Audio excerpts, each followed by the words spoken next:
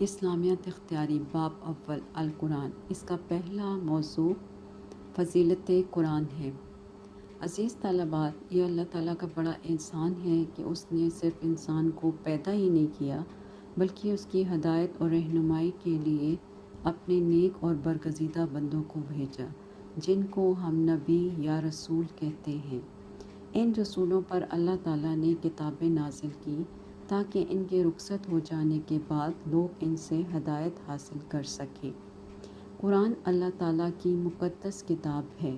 ارشاد باری تعالیٰ ہوتا ہے کہ اگر یہ قرآن اللہ کے سوا کسی اور کا کلام ہوتا تو اس میں بہت اختلاف ہوتا۔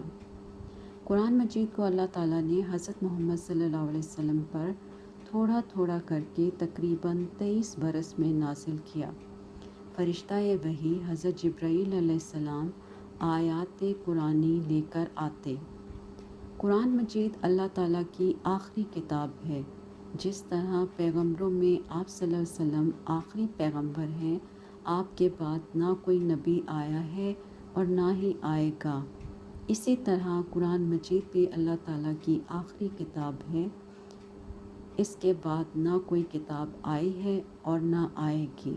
اب قیامت تک بنی نوع انسان اسی سے ہدایت اور رہنمائی حاصل کریں گے۔ قرآن کا لفظ قراءۃ سے نکلا ہے، جس کے معنی پڑھنے کے ہیں۔ قرآن کے معنی وہ چیز جو پڑھی جائے۔ کیونکہ یہ کتاب بار بار اور بکثرت پڑھی جاتی ہے، اس لیے اس کا نام قرآن رکھا گیا۔ آپ صلی اللہ علیہ وسلم نے فرمایا، تم میں سے بہترین شخص وہ ہے جو قرآن سیکھے اور دوسروں کو سکھائے۔ قرآن مجید بنی نوع انسان کے لیے رشد و ہدایت کا سرچشمہ ہے۔ یہ علم و حکمت کی کتاب ہے۔ افراد اور اقوام کے لیے اس میں ایسے اصول بیان کر دیے گئے ہیں جن پر عمل کر کے عرب جیسی قوم نہ صرف یہ کہ اعلیٰ اخلاق سے آراستہ ہوئی بلکہ اپنے وقت کی بڑی بڑی سلطنتوں روم اور ایران کو بھی ختم کر ڈالا۔ قرآن مجید میں گزشتہ اقوام کے عروج و زوال کی داستانیں بھی بیان کی گئی ہیں، جو بنی نوع انسان کے لیے سبق عبرت ہیں۔ آپ صلی اللہ علیہ وسلم نے فرمایا کہ اس قرآن کے ذریعے سے اللہ تعالیٰ بہت سی قوموں کو سربلندی عطا فرمائے گا اور بہت سی قوموں کو گرا دے گا، یعنی جو اس پر عمل کریں گے انہیں اللہ تعالیٰ ترقی عطا فرمائے گا، اور جو اس سے منہ موڑ لیں گے وہ زوال پذیر ہو جائیں گے۔ قرآن مجید بنی نوع انسان کو امن و سلامتی، حریت اور مساوات کا پیغام دیتا ہے۔ کسی عربی کو اجمی اور اجمی کو عربی پر کوئی فضیلت حاصل نہیں۔ آپ صلی اللہ علیہ وسلم نے حجۃ الوداع کے موقع پر ارشاد فرمایا، کسی عربی کو اجمی پر، کسی عربی کو اجمی پر، گورے کو کالے پر، کالے کو گورے پر کوئی فضیلت حاصل نہیں۔ تم سب آدم کی اولاد ہو اور آدم مٹی سے بنے تھے۔ اسلام میں رنگ و نسل کو کوئی اہمیت حاصل نہیں ہے۔ اگر اللہ کے حضور کسی چیز کو شرف حاصل ہے تو وہ نیک اعمال اور تقویٰ ہے۔ عربوں کو اپنی زبان دانی پر بہت ناز تھا، مگر جب قرآن نازل ہوا تو وہ بھی اش اش کر اٹھے۔ قرآن مجید کے اس چیلنج کے باوجود کہ اس جیسی ایک آیت بنا لاؤ، وہ نہ لا سکے۔